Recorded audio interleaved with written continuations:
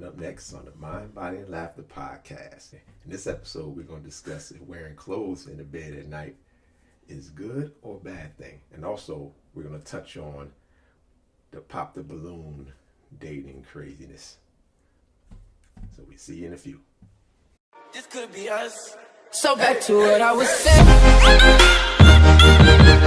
Could be us. All right, welcome you back to the Mind, Body, and Laughter podcast with your host, Tanya and Herb. All right, so we're going to jump right into it. Which one you want to jump into first? The pop the balloon? Or Sure, we'll talk about the pop. You made me watch that Pop the Balloon. I just suggested. Well, I liked Yvonne Orji, O-R-J-I, I think. Or I don't remember how to pronounce her last name, but I like her because she was on, what show was she on? She's a comedian, so I enjoy her. Okay. Yeah, so I figured we'd watch it. But So the premise for the show, in case for those that didn't watch it, they have either a group of ladies or a group of guys, and then they'll bring on people to for them to possibly date. But like they have to connect very quickly. Like what gives you the ick? Dating. Yeah, like what gives you the ick? Right. That you, my daughter and her friend, we talk about things that give you the ick that you can't recover from. You don't want to even go forward with them. Like it's something quick. The ick. Okay. What gives you the ick? When you see a woman, you see her and you're like, oh yeah, no. I can't. I wouldn't say something particular right now, but like if we out somewhere, like if you say me and you just sit at the bar and you say, what about her? And I go, oh yeah, no. Boom.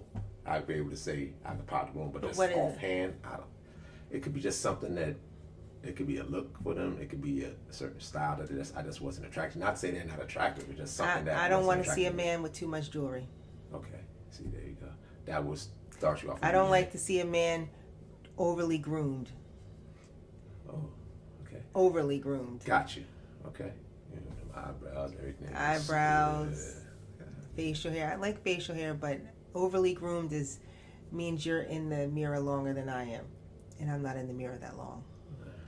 Okay, that makes sense.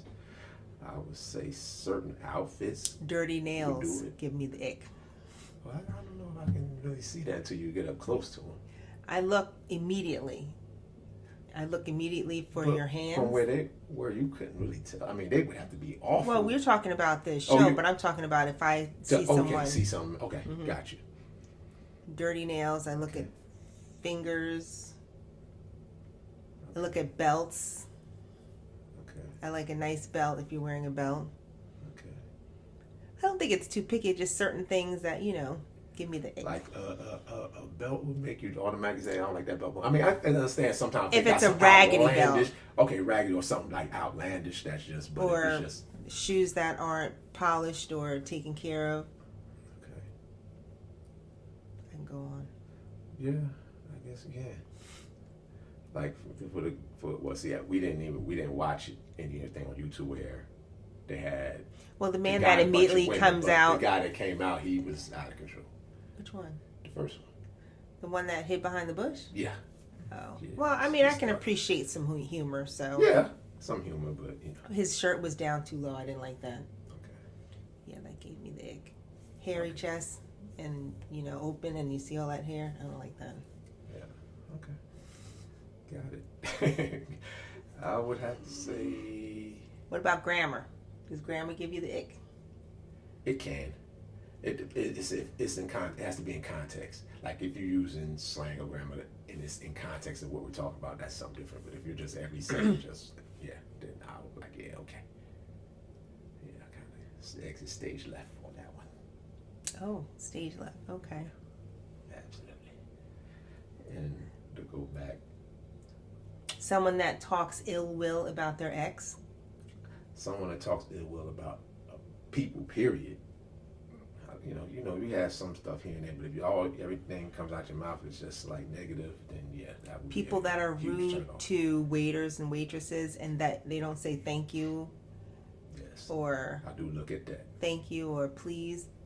I do look at that. I do look at that rude too. To waiters and regular. And just not having regular manners. Thank you when someone brings you something. Thank you, please. Thank you. Well, that just to me screams not appreciative. I think to you. I think maybe sometimes selfish. Well, selfish, not appreciative. Yeah. I mean, you're selfish, you don't appreciate stuff. So, it go hand in hand. Okay. Yeah. It was interesting. That's why I wanted to watch, just because of how it's really based on first reactions, like first impressions. Is quick. It's almost like the speed dating thing. We just see person and balloons were popping. Like literally, at least the one show that we did watch, no one actually made it to a date. No, but I like that one guy, but I can't remember his name. He was a boxer. The boxer. Yeah. Yeah, he seemed pretty cool. But I don't think it would have went any further for me because he had the braids. He was, very smiley. Okay. Yeah. Not that I don't like smiley men, but he was very smiley. Okay. I thought he was. I didn't feel like there was any depth to him. He was very superficial, just smiled all the time. When people say that about me, probably just smile too much. I thought he said a few things. I thought the girls were a bit superficial. And that's usually opposite. I feel like men are more superficial in as far as appearances, and so it'd be interesting to see. Can be. A woman. The one where I may have to pull up another episode. An episode where it's the men are judging a woman. Right, exactly, where they're popping the balloon. Yeah. But it was a cute little show. It's not as good as my other one that I like. Yeah. What's the other one that I like? The Later Daters. No, I do like Later Daters. But what was the first one that I thought? Love at First Sight? Was that it? Oh yeah, yeah. No, it wasn't the naked one. No. Oh, well, No, naked one. Yeah, the one where they was nude. I don't like that one. But the one I was watching last year when I was sick. What was that called? And they got married. That was the first. Oh, the one you. Oh yeah. That one. I forgot the name of it though. Oh man, that's gonna bother me. Yeah, because it was the one. They was blind dating. Yeah. Yeah. What? So that's what it's called. I guess that was it. Love is Blind. Okay. Love is Blind. Okay. Yeah. Nothing compares to that. I really enjoy that. Yeah. But that popping the balloon, it was kind of funny though. It was they some come funny out, stuff. he would pop the balloon. Yeah, it had some humor to it, but I couldn't take it in the least bit serious. But but it did have some humor, so I guess that's what it was for. So, going to our second topic. Do you think wearing clothes to bed is detrimental or helpful? To who? And just saying to each side. Because for me, I think skin touch is, you connect better when your skin touch like Are you telling me to take my clothes off when I get to bed? You don't always sleep with the stuff, but I mean, I guess you do something. It's cold, so if it's cold, I'm not, I'm gonna have some clothes on. Why are you making it personal? Huh? Because I feel like you're making it personal. I like sleeping with my robe too sometimes, because the comfort of it. See, and here's the thing: when you bring this up, first thing you think is you just want to do stuff. I didn't say that at all. Yeah, well, it's gonna come up. So no, it's not. To the punch. That's not what it's about. It's just like you walking and you're out in public and you hold hands. It's just physical touch. Oh. And I think it just brings you closer, connection better when you have actual touch rather than going through. Is that a study? Or are you just making things up? Or that's just a hermism? It could be a hermism all you want, but you can find a study on anything anyone says. I mean, you can easily find that. That ain't about nothing. It doesn't mean that if it's a study, I have to believe it just because it's a study been done on it. You never know who's doing that study. So, anyway, that's my feeling on the subject matter. Don't give me the ick. Okay. Yeah. What's the ick about that? I want to hear that. When you think you've said something, you go, what are you doing that for? To let us know that part is done. And we don't have any more. There's no more for you to comment about on it. So when you go like that, I'm not supposed to comment It's anymore? done. Yeah, No. You just picking up on that all the time? No. You haven't realized every time I do like that, then we change to something else? No. Absolutely not. Absolutely not. No, boy. Now you're going to do it on purpose now. You're going to have something to say every time I do this now. No, just not. Because. Don't do that. Oh, that's what you're going to do. Just don't want me to do it. Okay. Don't do it. But yes. We would like to hear some opinions on that one. Sleeping with or without? Sleeping with or without clothes? Yeah. And when, not when you're by yourself, obviously, but... Well, you can sleep by yourself. I know. I have a girlfriend that sleeps like that by herself. Because that's how she's... Well, I'm just saying by yourself is totally different. I'm talking about when you're sleeping in the bed with someone. With someone you're with. When you're by yourself, some women get hot flashes, so they sleep, like that. They don't want any clothes touching them. Yeah, this is true. I also like to sleep with socks on because my feet get cold quickly. Right. Yeah, so that can even be in the summer, in the wintertime. But, I just take things off if I get too hot. Yeah. Well, I don't like being cold. I get it. But so now what are you going to do with basketball over? Basketball's not over. What do you mean? Oh, it's not? No, the playoffs are just about to start. Oh, okay. I was talking about the NCAA tournament. Oh, the NCAA. Well, that's why the NCAA is over. Now you get ready for the NBA playoffs, and then. And when are those over?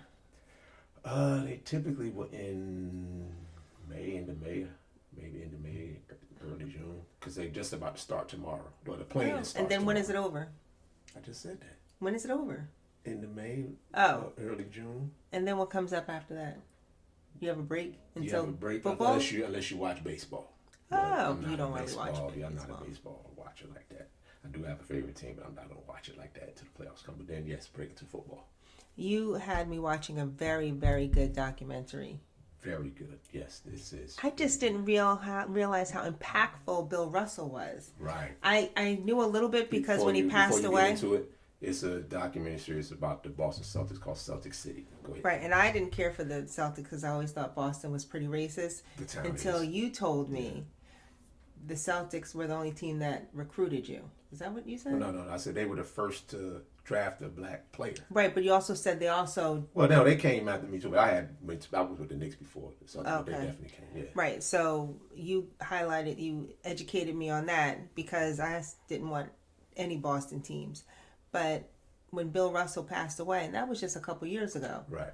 Then I read a little bit about him, but I really loved the great job that they did in highlighting Bill Russell and how he... The impact and the things that he did. Like, they even told one of the stories where they didn't let some of the players eat at a restaurant. So he said, look, I'm not playing in the game. It was an exhibition game in Kentucky. And he said, look, I'm not playing. And all the black players like, look, we're following Bill.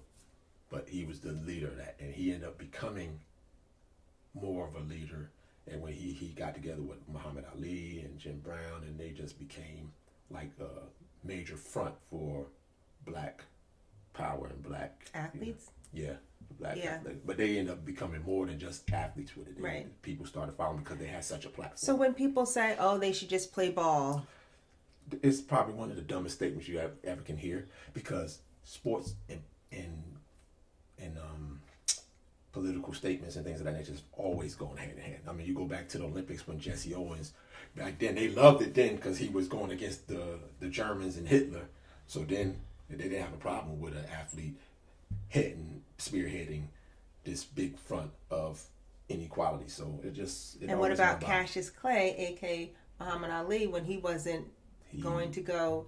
What do you say? The Vietnam didn't do anything to him. Yeah, he said he go over there and fight for people, and I can't even eat at a restaurant back here at home. It was insane. But people don't realize. And he was hated. What black people went through. Yeah, he was hated. And still going through. Right, they don't realize it. They revere him now because he's gone and after what happened. But he was hated in his day to the point where they stopped him from boxing. He's the one that really actually made me want to become an athlete. Because of his stance on things.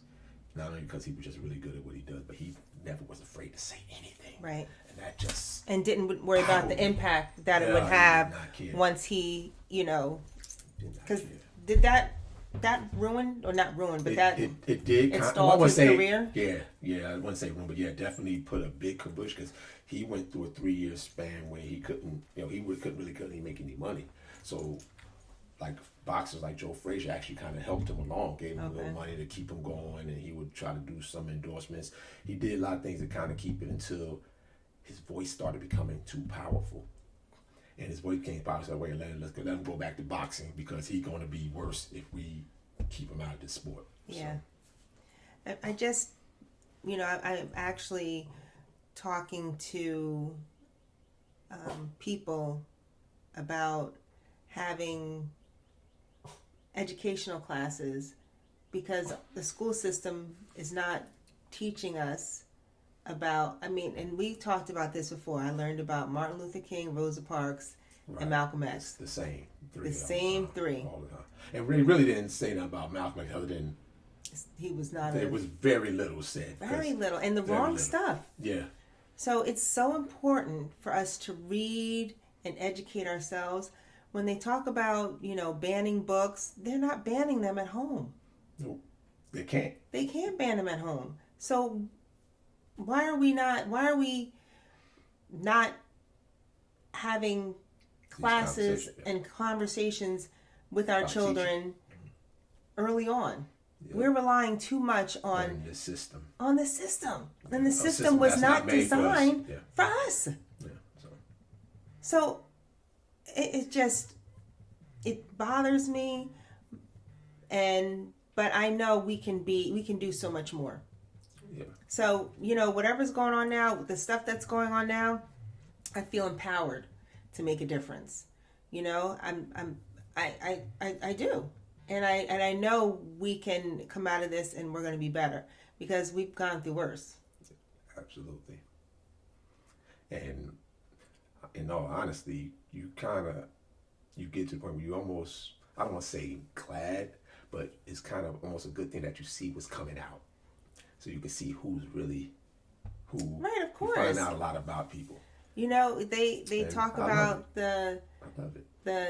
And it's extreme, the KKK, you know who they are because they wear the white hoods. Yeah. But now you know who are racist, because you have social media bringing all of it out. And you're like, oh, I didn't even know they were like that.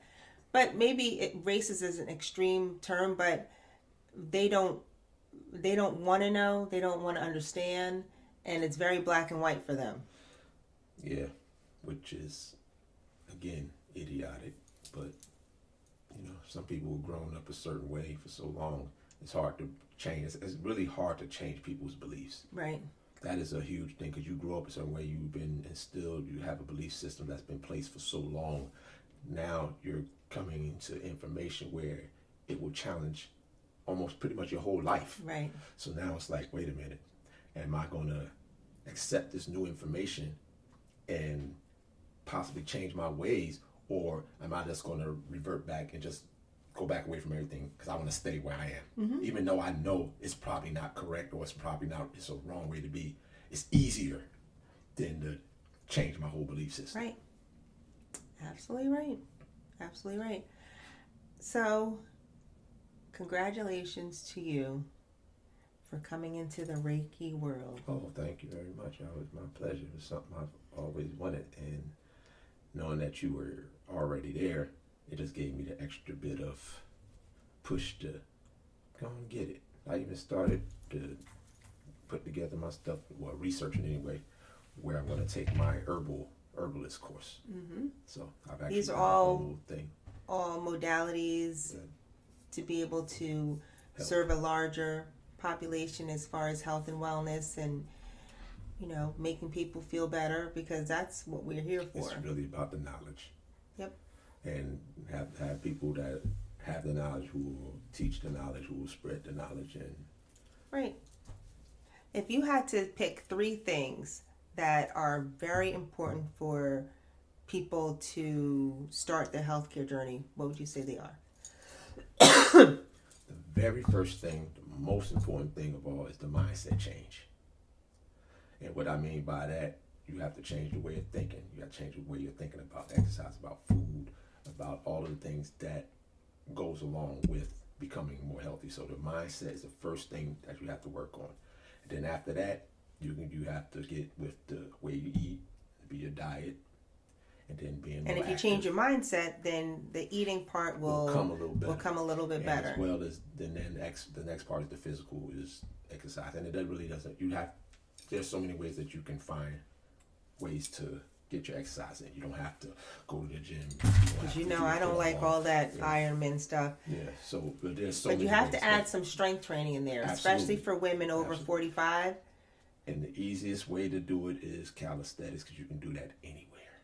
And for those that don't know, calisthenics like push-ups, dips, body weight stuff. Mm-hmm. Even if you're doing your lunges, you're doing squats, you can do everything right at your home with or without weights to get you started. That's right.